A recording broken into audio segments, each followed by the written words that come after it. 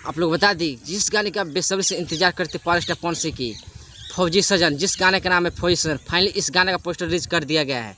आइए हम अपना वीडियो स्टार्ट करते हैं। Hi guys, welcome to my new channel Bhojpuri information में आप लोगों का स्वागत है। आप लोग बता दें कि आज पावर स्टार पवन सिंह की फाइनली एक पोस्टर रिलीज कर दिया गया है आप लोग के बीच।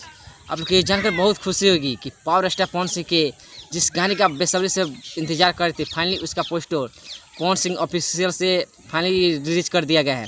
बता दें कि क्या है अपना पावर स्टार पवन सिंह और इसका राइटर हैं विजय चौहान। आप लोग पता होगा जब भी विजय चौहान कुछ लेकर आता है ना ही लेकर आता है, तो फाइनली इस गाने को आप लोगों को कल सुनने को इसको टीजर मिलेगा।